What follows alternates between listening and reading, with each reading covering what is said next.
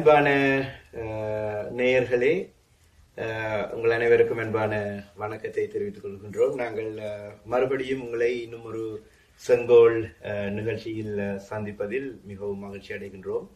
இலங்கை தேசிய கிறிஸ்தவ மன்றமானது இந்த செங்கோல் நிகழ்ச்சிகளை உங்களுக்கு வழங்கி கொண்டிருக்கின்றது. பலவிதமான சுவையான பரஸ்பரமான உரையாடல்கள் மூலம் உங்களை சந்திப்பதிலே நாங்கள் மிகவும் மகிழ்ச்சி அடைகின்றோம். அந்த வகையிலே இன்றைய நாளில் எங்களோடு இந்த செங்கோல் நிகழ்ச்சியில் இணைந்திருப்பவர் அருட்பணி பிரான்சிஸ் ஞான சுந்தரமணி.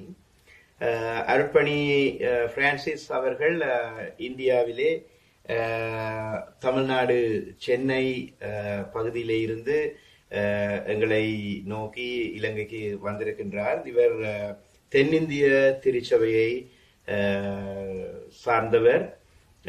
இலங்கை பால் அல்லது இலங்கை மக்கள் பால் கொண்ட ஆர்வம், யுத்த காலத்திலே அவருடைய மனதிலே ஏற்பட்ட ஆழமான எண்ணங்கள், இவற்றை மறுபடியும் மீட்டு பார்ப்பதற்கான ஒரு தருணமாக அவர் கருதி எங்களை நோக்கி வந்திருக்கின்றார். எனவே நான் அவரை சந்தித்து நேற்றைய நாளிலே உரையாடிய போது இன்றைய நாளிலே இப்படியான ஒரு கலந்துரையாடலை நாங்கள் மக்களுக்கு பிரயோஜனமான முறையிலே அளிக்கலாம் என்று நாங்கள் முடிவெடுத்தோம். எனவே இந்த இடத்திலே அவர் எங்களோடு இணைந்திருக்கின்றார். இவர் தன்னுடைய அருட்பணி காலத்தை கிட்டத்தட்ட 23 வருடங்கள் ஆற்றி இருக்கின்றார். அது மிகப்பெரிய அனுபவம். தன்னுடைய உயர் கல்விகள் எம்எஸ்சி, எம்ஏ, எம்ஃபில் போன்ற பட்டப்படிப்புகளை மெட்ராஸ் யூனிவர்சிட்டியிலே, மெட்ராஸ் பல்கலைக்கழகத்திலே இவர் கற்று தேர்ந்திருக்கின்றார். அவ்வாறான ஒரு ஆர்வலரை, அவ்வாறான ஒரு பணியாளரை, அவ்வாறான ஒரு அனுபவம் மிக்க ஒருவரை இன்றைய நாளிலே இந்த செங்கோல் நிகழ்ச்சியிலே சந்திப்பதை இட்டு நாங்கள் மிகவும் மகிழ்ச்சி அடைகின்றோம். அதைவிட சிறப்பான ஒரு அம்சம், ஐயா அவர்கள் இதுவரை காலமாக 3 இருவட்டுக்களை, சிடிக்களை, முக்கியமாக மிகவும் இலகுவான முறையிலே பாமர மக்களை சென்றடையக்கூடிய வகையிலே தன்னுடைய சொந்த ஆக்கங்களாக அவற்றை வெளியிட்டிருக்கின்றார். இதன் பின்பு நாங்கள் எங்களுடைய இலங்கை தேசிய கிறிஸ்தவ மன்றத்தின் யூடியூப் சேனல்களுக்கூடாக அவ்வாறான பாடல்களை நாங்கள் ஒளிபரப்ப காத்திருக்கின்றோம். எனவே அவ்வாறான ஒரு நபர், அனுபவமிக்க நபர், இறை ஆர்வலர் எங்கள் மத்தியிலே இருப்பதை இட்டு நாங்கள் மிகவும் சந்தோஷம் அடைகின்றோம். வணக்கம் ஐயா, உங்களை சந்திப்பதில் மிகவும் மகிழ்ச்சி. எனக்கு மிக்க மகிழ்ச்சி உங்களை சந்திப்பது.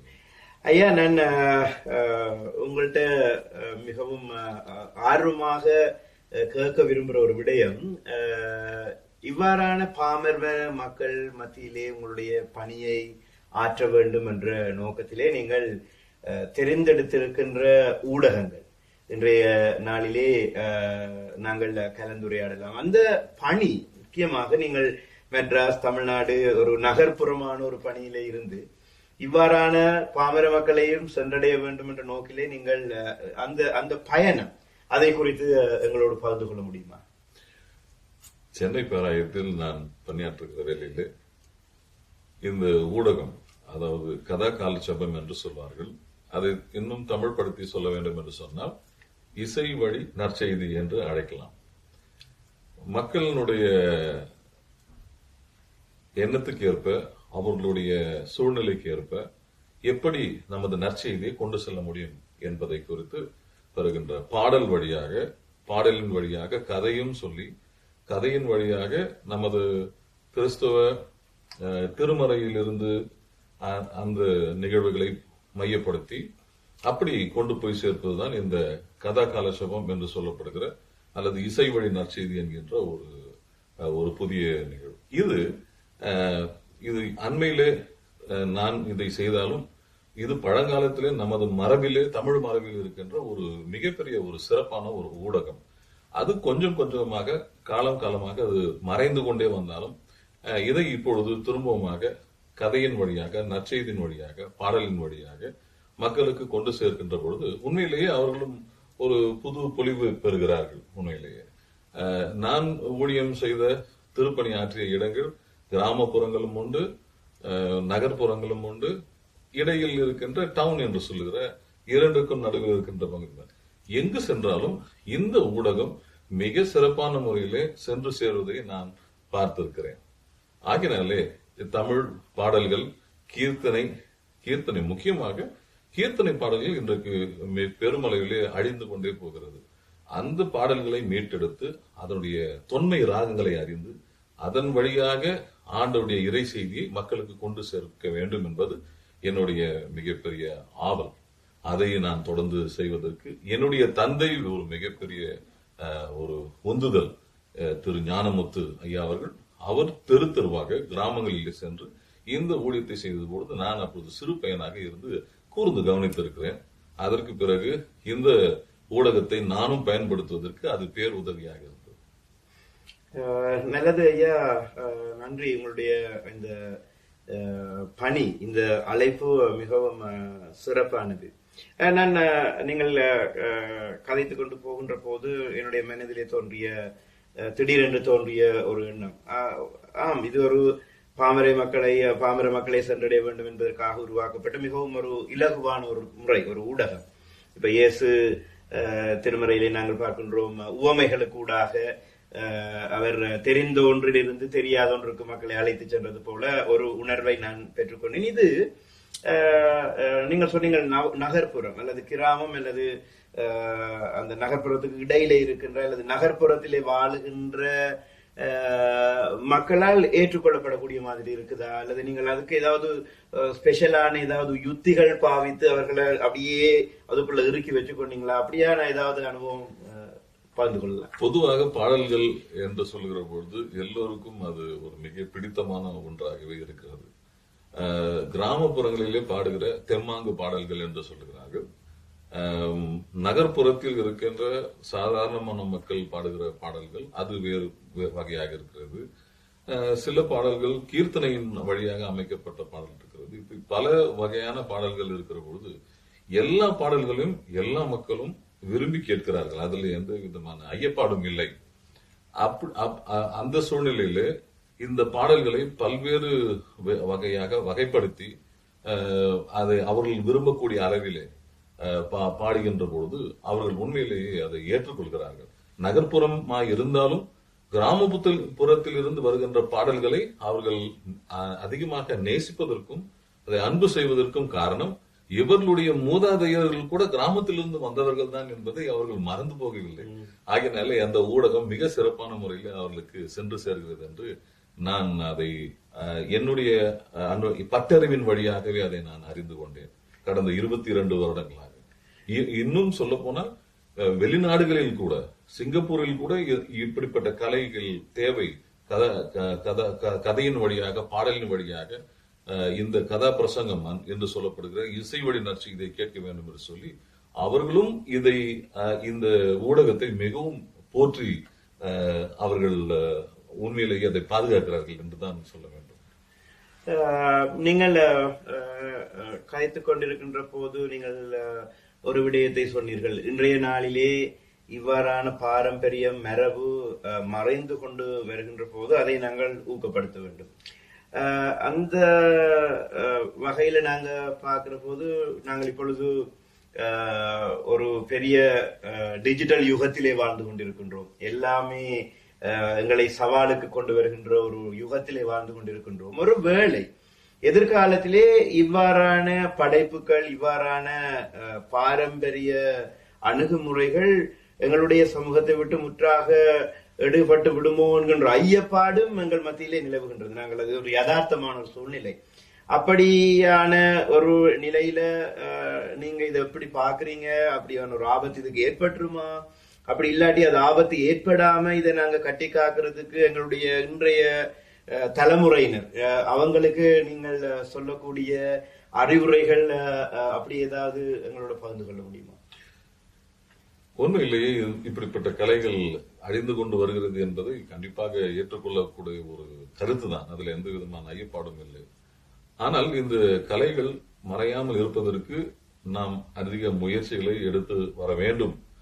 குறிப்பாக ஆயர்கள் அல்லது திருப்பணியில இருப்பவர்கள் இந்த கலையை மீண்டுமாக புதுப்பிப்பதற்கு அல்லது அதை எடுத்து கையாள்வதற்கு அவர்களுக்கு துணிவும் அதனுடைய பயிற்சியும் கண்டிப்பாக தேவை.